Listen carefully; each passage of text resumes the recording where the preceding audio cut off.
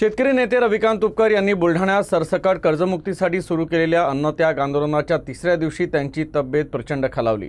रक्तातील साखरेची पातळी सामान्य पातळीपेक्षा खूप कमी झाल्याने तुपकर यांना कोणत्याही क्षणी हायपोग्लायसेमिया होऊ शकतो असं वैद्यकीय तज्ज्ञांचं म्हणणं आहे। मात्र तरी देखील रविकांत तुपकर आपल्या मागण्यांसाठी आंदोलन सुरूच ठेवण्यावर ठाम आहे। सध्या तुपकर यांना अशक्तपणा, अंधाऱ्या येणे, उभे न राहता येणे यासह तीव्र डोकेदुखी अशी लक्षणे आहेत। तुपकर यांनी अन्नत्याग आंदोलन मागे घ्यावं असा वैद्यकीय तज्ज्ञांचा अभिप्राय असला तरी रविकांत तुपकर मात्र अन्नत्याग आंदोलनावर ठाम आहेत। शेतकऱ्यांची सरसकट कर्जमुक्ती, पीक विमा आदी मागण्यांवर ठोस निर्णय होत नाही तोपर्यंत अन्नाचा कण देखील घेणार नाही असा निर्धार त्यांनी केलाय। जीव गेला तरी चालेल पण आता माघार नाही म्हणजे नाही असंही रविकांत तुपकर यांनी स्पष्ट केलं। आंदोलनाच्या तिसऱ्या दिवशी सायंकाळच्या सुमारास डॉक्टरांनी रविकांत तुपकर यांची तपासणी केली। रक्ताच्या तपासणीत साखरेची पातळी 50 पेक्षा कमी झाल्याचा रिपोर्ट आहे। पुढील काही तास रविकांत तुपकर यांचं अन्नत्याग आंदोलन सुरूच राहिल्यास ही पातळी 40 पेक्षा कमी होऊन हायपोग्लायसेमिया होऊ शकतो असं वैद्यकीय तज्ज्ञांचं म्हणणं आहे। यामुळे शरीराच्या कार्यात अडथळा येणे, अशक्तपणा, शरीर थरथरणे, थंडी, चक्कर येणे यासह व्यक्ती कोमात जाऊ शकतो असंही वैद्यकीय तज्ज्ञांचं म्हणणं आहे। दरम्यान रात्री 10:30च्या सुमारास देखील वैद्यकीय पथकानं रविकांत तुपकर यांची तपासणी केली असून प्रकृतीविषयी चिंता व्यक्त केली आहे। शेतकरी नेते रविकांत तुपकर यांच्या अन्नत्याग आंदोलनाचा गुरुवारी 4था दिवस असून त्यांच्या मागण्यावर अद्याप शासनाकडून कोणतीही ठोस भूमिका घेण्यात आली नाही। सतत खालावत चाललेल्या प्रकृतीमुळे चिंता वाढली असतानाच त्यांच्या आईनं भावनिक प्रतिक्रिया देत सरकारला इशारा दिला। मुलाच्या प्रकृतीला काहीही झालं तर त्याची जबाबदारी सरकारची असेल असं त्यांनी स्पष्टपणे म्हटलं। की मी आई म्हणून सांगते की माझ्या मुलाची प्रकृती जर खालावली तर माझ्या तळतळाट यायला लागल। इतके शेतकरी आत्महत्या करतात, सगळ्याचे तळतळाट घेऊन राहिले, ते टिकणार नाही सरकार त्याचा आशा। 3 दिवस झाले त्यांनी 3 दिवस झाले अन्नाचं कण खाल्ला नाही, सगळे घरदार लिस्ट बी आम्ही कोणीच जेवत नाही, फक्त आम्ही सांगत नाही तर बसू। हे त्याला असं कळायला पाहिजे, सरकारने ताबडतोब दखल घ्यायला पाहिजे। कोणता फडवणीची तो आखली पाहिजे त्याला। ते सत्ताधारी आहे ना, मग सत्ताधारी पक्ष कसा असतो, सत्ताधारी मायबाप असते जनतेचे, असे उठावरले शायने होऊन बसले ते नुसते गधे। रविकांत तुपकर यांच्या आंदोलनाच्या समर्थनात मुंबईत शेतकऱ्यांनी गेटवे ऑफ इंडिया परिसरात जलसमाधी आंदोलन केलं। समुद्रात उड्या मारून सरकारचा निषेध नोंदवण्यात आला तर काही पदाधिकाऱ्यांना ताब्यात घेण्यात आलं। क्रांतिकारी शेतकरी संघटनेच्या पदाधिकाऱ्यांनी सकाळी गनिमी काव्यानं मुंबईतील गेटवे ऑफ इंडिया परिसर गाठत सरकारच्या फसव्या कर्जमाफीच्या GR विरोधात तीव्र आंदोलन छेडलं। सरकारने शेतकऱ्यांच्या डोळ्यात धूळफेक करण्यासाठी काढलेल्या कर्जमाफी आदेशाच्या प्रती आंदोलनकर्त्यांनी फाडून अरबी समुद्रात फेकल्या। त्यानंतर अनेक पदाधिकाऱ्यांनी थेट समुद्रात उड्या घेत सरकारच्या शेतकरी विरोधी धोरणाविरोधात संताप व्यक्त केला। मराठवाडा अध्यक्ष गजानन कावरखे, हिंगोली जिल्हाध्यक्ष नामदेव पतंगे यांच्यासह अनेक कार्यकर्त्यांनी समुद्रात उतरून जलसमाधी आंदोलन केलं। शेतकरी जगला पाहिजे, फसवी कर्जमाफी रद्द करा, सरसकट कर्जमुक्ती लागू करा, रविकांत तुपकरांच्या आंदोलनाची दखल घ्या, शेतकऱ्यांच्या जीवाशी खेळणारे सरकार हाय हाय अशा जोरदार घोषणांनी संपूर्ण परिसर दणाणून गेला। यावेळी आंदोलनकर्त्यांनी अत्यंत संतप्त भावना व्यक्त करत सांगितलं की राज्यातील शेतकरी कर्जबाजारीपणामुळे आत्महत्या करत आहेत, कुटुंबे उद्ध्वस्त होत आहेत, शेतकरी जगण्यासाठी लढत आहे, मात्र सरकारला त्याचं काहीही देणं घेणं नाही। बुलढाणा येथे रविकांत तुपकर 4 दिवसांपासून अन्नाचा त्याग करून आंदोलन करत आहेत, तरी सरकारला जाग येत नाही। जर सरकारने आम्हाला जगण्याचा अधिकार नाकारला असेल तर आम्ही संघर्ष करताना जीवाची पर्वा करणार नाही। आंदोलनाची तीव्रता वाढताच पोलिसांनी घटनास्थळी धाव घेतली। समुद्रात उतरलेल्या कार्यकर्त्यांना बाहेर काढण्याचा प्रयत्न करण्यात आला। यावेळी पोलिसांनी आंदोलनकर्त्यांमध्ये जोरदार झटापट झाली। अनेक कार्यकर्त्यांना ओढत फरफटत पोलीस वाहनात टाकण्यात आलं। काही काळ संपूर्ण परिसरात तणावपूर्ण वातावरण निर्माण झालं होतं। परिस्थिती नियंत्रणात आणण्यासाठी मोठा पोलीस बंदोबस्त तैनात करण्यात आला होता। रविकांत तुपकर यांच्या अन्नत्याग आंदोलनाच्या समर्थनात मूर्तिजापूर इथं शेकडो शेतकरी रस्त्यावर उतरले। छत्रपती शिवाजी महाराज चौकात आंदोलन करत शासनाच्या धोरणांविरोधात जोरदार निदर्शनं करण्यात आली। शेतकऱ्यांनी आपल्या घामाचे आणि कष्टाचे प्रतीक असलेले दूध आणि भाजीपाला रस्त्यावर टाकून शासनाच्या उदासीन कारभाराविरोधात रोष व्यक्त केला. सरसकट कर्जमुक्ती झालीच पाहिजे, शेतकऱ्यांच्या प्रश्नांकडे दुर्लक्ष थांबवा, अशा घोषणांनी परिसर दणाणून गेला. वाढते कर्ज, उत्पादन खर्चातील वाढ, शेतीमालाला मिळत नसलेला योग्य भाव आणि आर्थिक संकटामुळे शेतकरी वर्ग हतबल झाल्याचं आंदोलनकर्त्यांनी सांगितलं.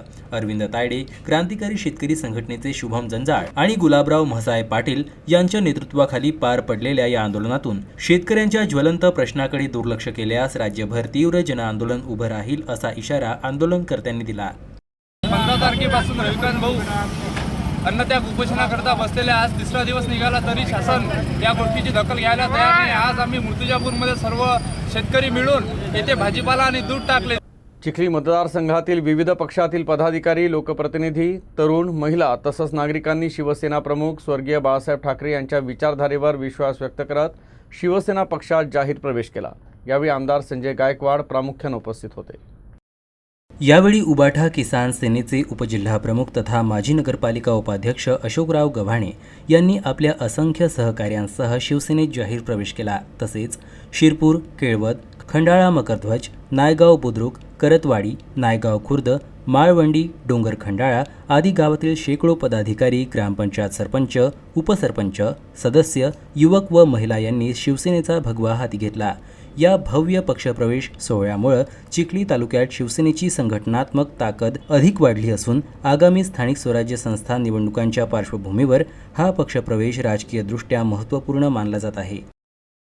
पातूर नगरपरिषद निवडणुकीच्या पार्श्वभूमीवर राजकीय हालचालींना वेग आला आहे. शिवसेना शिंदे गट प्रथमच 12 उमेदवारांसह मैदानात उतरला असून अध्यक्षपदावरही दावा केला आहे. शहरातील विकास कामे, रखडलेले प्रकल्प आणि नागरिकांच्या मूलभूत प्रश्नांवर भर देत पक्ष जनतेसमोर आपली भूमिका मांडत आहे. पातूर शहरात गेल्या अनेक वर्षापासून विकास कामांचा वेग मंदावल्याची भावना नागरिकांमध्ये व्यक्त होत असून पेयजल समस्येचा प्रश्न गंभीर बनला आहे. या पार्श्वभूमीवर नागरिकांकडून सत्ताधारी पक्षांना विविध प्रश्न विचारले जात असून विकासाचा मुद्दा निवडणुकीत केंद्रस्थानी राहण्याची शक्यता आहे. शिवसेना शिंदे गट कार्यकर्त्यांच्या मते राज्य सरकारच्या मुख्यमंत्री माझी लाडकी बहीण योजना, कामगार कल्याणकारी योजना तसेच सुशिक्षित बेरोजगारांसाठी राबविण्यात येणाऱ्या मुख्यमंत्री कार्य प्रशिक्षण योजनेचा सकारात्मक परिणाम मतदारांवर होत असून पक्षाला याचा लाभ मिळण्याची अपेक्षा आहे. दरम्यान पक्षाच्या काही उमेदवारांची स्थिती सध्या मजबूत असल्याचा दावा शिवसेना शिंदे गट पदाधिकाऱ्यांकडून करण्यात येत असून 3 ते 4 उमेदवार विजयी होण्याच्या स्थितीत असल्याचं सांगितलं जात आहे.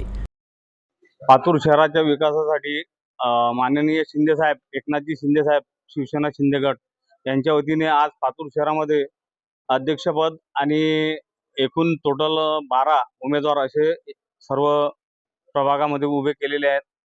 आम्ही शाश्वती देतो की आम्ही जनतेचा प्रश्न मार्गी लावणार आणि प्रत्येक अडचणी, जनतेच्या ज्या पाण्याच्या समस्या आहेत पातूर शहरामध्ये, स्वच्छतेचा प्रश्न आहे, त्यानंतर पाणी योजना जी आहे याच्यामध्ये भरपूर इथं भ्रष्टाचाराचा उपस्थित झालेला आहे. अशा काही या भ्रष्टाचाराला आळा घालण्याकरिता आम्ही प्रभाग क्रमांक 1, 2, 3, 4 म्हणजे एकूण टोटल 10 प्रभाग असून त्यामध्ये 12 उमेदवार उभे केलेले आहेत. नशामुक्त भारत सप्ताह अंतर्गत अकोला जिल्हा परिषदेत जनजागृती कार्यक्रम आयोजित करण्यात आला. प्रबोधनातून व्यसनमुक्त समाज घडवण्याचा संदेश देत उपस्थितांनी नशामुक्त भारताचा संकल्प केला. भारत सरकारच्या सामाजिक न्याय व अधिकारिता मंत्रालयाच्या नशामुक्त भारत अभियान अंतर्गत तसेच आंतरराष्ट्रीय मादक पदार्थ गैरवापर आणि अवैध तस्करी विरोधी दिनानिमित्त 17 ते 26 जून या कालावधीत नशामुक्त भारत सप्ताह साजरा करण्यात येत आहे. त्याचाच एक भाग म्हणून जिल्हा परिषदेत जनजागृती कार्यक्रमाचं आयोजन करण्यात आलं होतं. यावेळी प्रमुख मार्गदर्शक म्हणून उपस्थित असलेल्या सप्तखंजरी वादक हरिभक्त परायण सत्यपाल महाराज यांनी आपल्या ओघवत्या, विनोदी आणि प्रभावी शैलीत व्यसनांचे दुष्परिणाम उलगडून सांगितले. युवकांनी मादक पदार्थापासून दूर राहून कुटुंब, समाज आणि राष्ट्र निर्मितीत योगदान द्यावं असं आवाहन त्यांनी केलं.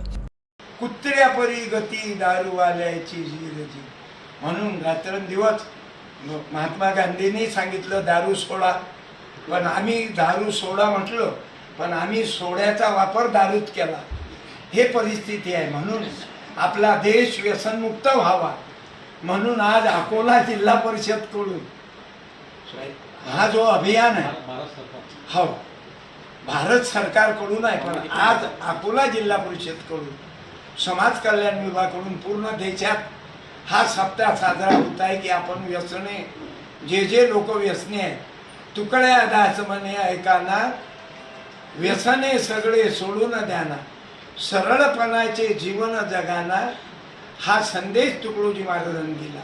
डॉक्टर पंजाबराव देशमुख कृषी विद्यापीठातील प्रकल्पग्रस्त विशेष भरती प्रक्रिया अद्याप पूर्ण झालेली नाही. त्यामुळे उमेदवारांनी रखडलेली भरती तातडीनं पूर्ण करण्याची मागणी केली आहे. सदर भरती प्रक्रियेनुसार गट ड संवर्गातील मजूर, चौकीदार आणि माळी पदांसाठी उमेदवाराची शारीरिक आणि व्यावसायिक चाचणी दिनांक 8 ते 13 सप्टेंबर 2025 दरम्यान घेण्यात आली होती. त्यानंतर दिनांक 26, 27 व 28 नोव्हेंबर 2025 रोजी TCS संस्थेमार्फत गट क व गट ड मधील काही पदांसाठी ऑनलाईन परीक्षा घेण्यात आली. परीक्षेचा निकाल दिनांक 24 जानेवारी 2026 रोजी जाहीर करण्यात आला. त्यानंतर पात्र आणि अपात्र उमेदवारांच्या याद्या प्रसिद्ध करून विविध पदांसाठी उमेदवारांच्या शैक्षणिक कागदपत्रांची आणि प्रकल्पग्रस्त प्रमाणपत्रांची पडताळणी करण्यात आली. विद्यापीठ प्रशासनाच्या पत्रानुसार जिल्हा पुनर्वसन अधिकारी अकोला यांनीही संबंधित प्रमाणपत्राची पडताळणी करून अहवाल 1 एप्रिल 2026 रोजी दिला. तरी देखील भरती प्रक्रियेस अंतिम स्वरूप देण्यात आलं नाही. विशेष बाब म्हणजे गट ड संवर्गातील उमेदवारांची शारीरिक चाचणी पूर्ण होऊन अनेक महिने उलटले असतानाही गुणवत्ता यादी जाहीर करण्यात आली नाही. तसेच गट क संवर्गातील अनेक पदांसाठी आवश्यक प्रशासकीय आणि पडताळणी प्रक्रिया पूर्ण होऊन सुद्धा नियुक्ती आदेश देण्यात आले नाहीत. या संदर्भात सर्व प्रकल्पग्रस्त उमेदवारांनी आमदार रणधीर सावरकर यांच्या माध्यमातून कुलगुरू आणि कुलसचिव यांची भेट घेऊन भरती प्रक्रिया दिनांक 15 जून 2026 पर्यंत पूर्ण करण्याची विनंती केली होती. मात्र अद्याप विद्यापीठ प्रशासनाकडून कोणतीही ठोस कार्यवाही अथवा निश्चित कालमर्यादा जाहीर करण्यात आली नाही. प्रकल्पग्रस्त उमेदवारांमध्ये यामुळे तीव्र नाराजी निर्माण झाली असून भरती प्रक्रिया तत्काळ पूर्ण करून पात्र उमेदवारांना नियुक्ती आदेश देण्यात यावेत अशी मागणी करण्यात येत आहे. आमचा एक मोठी आणि एक ठळक मागणी आहे की आम्हाला 2002 पासून तर आतापर्यंतचा जो काळ आमचा गेलेला उपोषण आंदोलन करण्यात तो वेळ वाया गेलेला आहे आणि आता आम्हाला फक्त नियुक्ती आदेशची वाट आहे. आमची पडताळणी सगळं झालेलं आहे. आज आम्हाला नियुक्ती आदेश देण्यात यावे अशी आमची ठळक मागणी आहे. आतापर्यंतचे बरेचसे आंदोलन आम्ही आतापर्यंतचे केलेले आहेत. जाहिरात निघून जवळपास 1.5 वर्ष झालेले आहेत. जाहिरात परीक्षाही झालेल्या आहेत, पडताळणी झालेली आहे, ग्राउंडही झालेलं आहे, मेडिकलही झालेलं आहे. मागण्या पूर्ण झाल्यात काय? मागण्या जर आमच्या पुऱ्या नाही झाल्या तर आम्ही मागणी जतपर्यंत पूर्ण होत नाही तत्पर्यंत आमरण, आत्मदहन आंदोलन तीव्र चालूच ठेवू. राष्ट्रीय खाद्य तेल अभियानासह विविध कृषी योजनांचा लाभ जास्तीत जास्त शेतकऱ्यांपर्यंत पोहोचवण्याचे निर्देश जिल्हाधिकारी वर्षा मीणा यांनी दिले. कृषी योजनांचा आढावा बैठकीत त्यांनी प्रभावी अंमलबजावणीवर भर दिला. यावेळी जिल्हा अधीक्षक कृषी अधिकारी डॉक्टर मुरली इंगळे, कृषी उपसंचालक हरीश देशमुख यांच्यासह सहकार विभाग लीड बँकेचे प्रतिनिधी, प्रगतिशील शेतकरी बांधव उपस्थित होते. जिल्हाधिकारी मीणा म्हणाल्या की पीक विशिष्ट उत्पादन मोहिमेच्या माध्यमातून विविध अभियान आणि योजना शेतकऱ्यांसाठी महत्त्वपूर्ण आहेत. त्याचा अधिकाधिक लाभ शेतकऱ्यांना मिळाला पाहिजे. योजनेची माहिती, प्रसिद्धी आणि यशोगाथेच्या माध्यमातून सर्वदूर पोहोचवावी. लक्ष्यांकानुसार नियोजित कामं गुणवत्तापूर्ण व्हावीत. या माध्यमातून कृषी पूरक उद्योगांना सर्वदूर चालना द्यावी असे निर्देश त्यांनी दिले. खाद्यतेल अभियानात अकोला जिल्ह्यात सोयाबीन आणि भुईमूग पिकांची निवड करण्यात आली आहे. त्यात सुधारित तंत्रज्ञान, प्रात्यक्षिके आणि तेल काढणी युनिटची स्थापना आणि पायाभूत सुविधांचा विस्तार करण्यात येणार आहे. अकोला महानगरपालिकेनं सहकारनगर परिसरातील SR पाटील कॉलेजच्या अनधिकृत बांधकामावर धडक कारवाई केली. मंजूर नकाशापेक्षा अतिरिक्त बांधकाम आढळून आल्यानं पोलीस बंदोबस्तात बुलडोझर चालवण्यात आला. नियमभंग करणाऱ्यांसाठी हा एक स्पष्ट इशारा मानला जात आहे. प्राप्त माहितीनुसार विदर्भ ग्रामीण शिक्षण संस्थेच्या अधिपत्याखाली SR पाटील कॉलेजनं मौजे मालकापूर येथील सर्वे क्रमांक 26/2 मधील भूखंड क्रमांक 50 वर मंजूर आराखड्यांच्या अटींचे उल्लंघन केल्याचं तपासात समोर आलं. या ठिकाणी केवळ 141.06 चौरस मीटर बांधकामास मंजुरी असताना प्रत्यक्षात 465.40 चौरस मीटर बांधकाम करण्यात आलं होतं. त्यामुळं 324.34 चौरस मीटर क्षेत्रफळाचे बांधकाम पूर्णपणे अनधिकृत ठरत असल्याचं मनपाच्या नोंदीत नमूद करण्यात आलं. या गंभीर नियमभंगाची दखल घेत दक्षिण झोन कार्यालयानं कायदेशीर प्रक्रिया पूर्ण करून निष्कासनाची कारवाई राबवली. मनपा सहाय्यक आयुक्त गणेश शहाणे आणि देवीदास निकाळजे यांच्या मार्गदर्शनाखाली अतिक्रमण निर्मूलन पथकानं पोलीस संरक्षणात कारवाई केली. अकोल्यात महाराणा प्रताप सेवा समिती आणि विविध सामाजिक संघटनांच्या संयुक्त विद्यमानं महाराणा प्रताप जयंती विविध कार्यक्रमांनी साजरी करण्यात आली. संध्याकाळी शहरातून भव्य शोभायात्रा देखील काढण्यात आली. या शोभायात्रेत पारंपरिक वेशभूषेत मातृशक्ती मोठ्या संख्येनं सहभागी झाल्या होत्या. सदर शोभायात्रा अत्यंत आकर्षक, शिस्तबद्ध आणि दिमाखदार वातावरणात पार पडली. यावेळी विविध सामाजिक संस्था आणि समाज बांधवांनी ठिकठिकाणी पुष्पवृष्टी करून शोभायात्रेचं जल्लोषात स्वागत केलं. तसेच महिलांनी सादर केलेल्या विविध पारंपरिक आणि साहसी खेळांच्या प्रात्यक्षिकांनी शोभायात्रेचं विशेष आकर्षण ठरलं.